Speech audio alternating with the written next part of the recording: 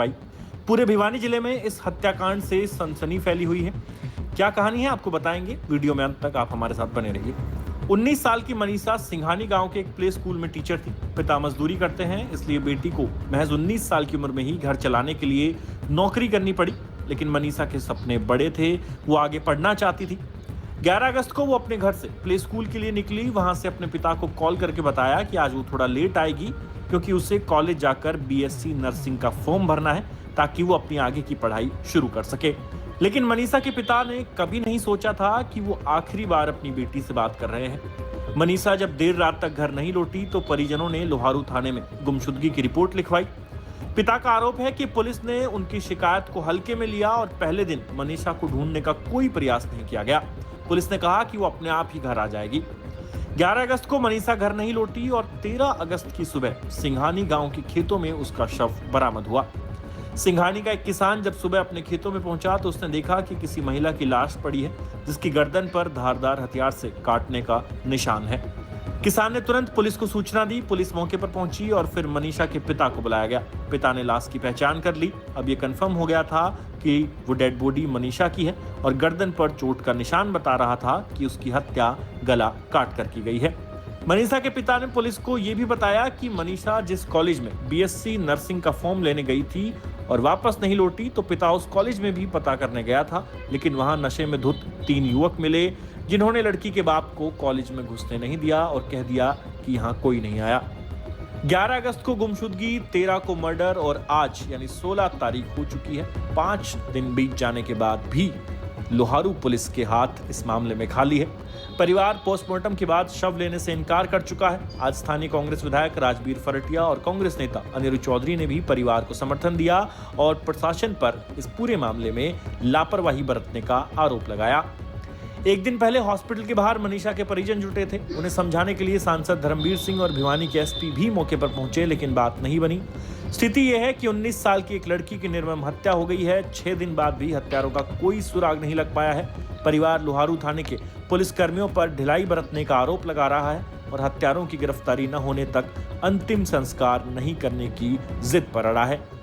इस हत्याकांड ने पूरे भिवानी जिले को हिलाकर रख दिया। हर कोई हैरान है कि एक गरीब बाप की बेटी, होनहार बेटी जो नौकरी के साथ साथ अपनी पढ़ाई करना चाहती थी, आखिर उसकी किसी से ऐसी क्या दुश्मनी हो सकती है कि उसे ऐसी निर्मम मौत दी जाए। अंत में आप सुनिए कि मनीषा के चाचा क्या कह रहे हैं। इस पूरे मामले पर अपनी राय हमें कमेंट बॉक्स में लिखकर जरूर बताएं। मनीषा जो मेरी भांजी थी डानी लक्ष्मण से, वो किड्स प्ले स्कूल है सिंघानी के अंदर, वहाँ पार्ट टाइम जॉब करती थी। वहाँ से वो 11 तारीख को 1:58 पे बाहर आती है और वो आइडियल स्कूल और कॉलेज दोनों चीज़ें हैं, उसमें बीएससी के लिए वो एडमिशन के लिए जाती हैं, फॉर्म अप्लाई करने के लिए। वहाँ लगभग ये बात घटना है 2:15 बजे की। उसके बाद उस लड़की का कोई अता पता नहीं। 6 बज के शाम को 26 मिनट पे संजय जी के पास, जो मेरा जीजा जी है, लड़की का फादर है, उसके पास रिंग आती है। मात्र 10 सेकंड का फासला देके ही वापस रिंग करते हैं तो कोई उठा ही नहीं हुआ, रिंग स्विच ऑफ हो गया। उसके बाद जैसे ही संजय जी को पता चलता है कि बच्ची मुसीबत में है, वो बस पकड़ के लोहारू से सिंघानी आते हैं। लोहारू वो पार्ट टाइम जॉब करते हैं और वहाँ आने के बाद 112 पे कॉल करते हैं। 112 पे कॉल करते हैं। कॉल करने के बाद 112 आती है। वहाँ आइडियल स्कूल में जाते हैं। वहाँ जाने के बाद जब उनको बोला जाता है कि भैया आप सीसीटीवी दिखाओ, फुटेज दिखाओ, यहाँ लड़की आई है क्या, उन्होंने मना कर दिया, कोई लड़की आई नहीं है यहाँ और यहाँ स्टाफ भी नहीं है। दूसरी बात, उन्होंने सीसीटीवी कैमरे के दिखाने के लिए भी बिल्कुल साफ साफ मना कर दिया।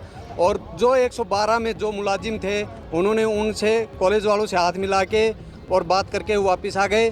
संजय जी को वापस सिंघानी गांव में छोड़ दिया जाता है और 112 से जो मुलाजिम थे वो कहते हैं कि आप थाने जाओ लोहारू, वहाँ FIR कराओ। संजय जी वहाँ से आते हैं, FIR के लिए जाते हैं, FIR नहीं होती। ये घटना 11 तारीख की है, जबकि FIR रात को 12 तारीख को 7:30 बजे शाम को FIR होती है हमारी। जब थाने जाते हैं तो वहाँ भी ऐसा ही व्यवहार होता है कि मैं शब्दों में शायद ही बयां कर सकूँ। उन्होंने कहा कि आपकी लड़की कहीं पिकनिक मनाने गई होगी, किसी के साथ गई होगी, जबकि हमारी जो भांजी है वो पूरे गांव में और सब में ऐसी शरीफ लड़की थी, कोई ऐसा नहीं था। उसके बावजूद हमने वहाँ फ़ोन वगैरह करा के वो FIR लास्ट में लॉन्च करवाई।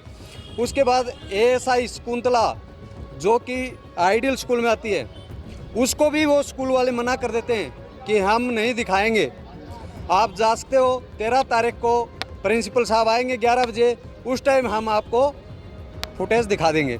उसके बाद जितने भी फुटेज थे वहाँ कैमरे थे, उनसे सबसे छेड़छाड़ खाने की गई है।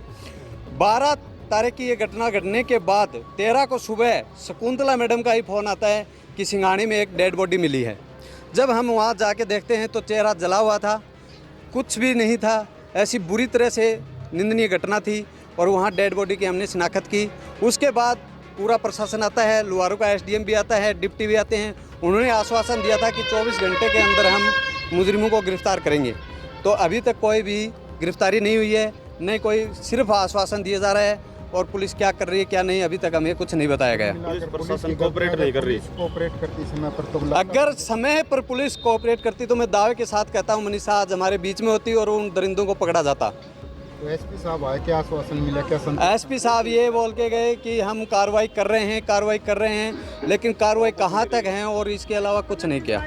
तो क्या जो SHO हैं उनकी जांच से संतुष्ट हैं या किसी और अधिकारी को चाहते हैं? अधिकारी को दी हुई हैं और हम तो संतुष्ट उसी टाइम होंगे जब हमारे सामने मुलजिम पेश होंगे, तब तक कोई संतुष्टि नहीं है।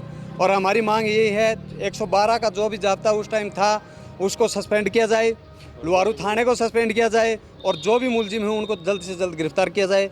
तब हम अंतिम संस्कार करेंगे हमारी बच्ची का, तब तक नहीं करेंगे। धन्यवाद।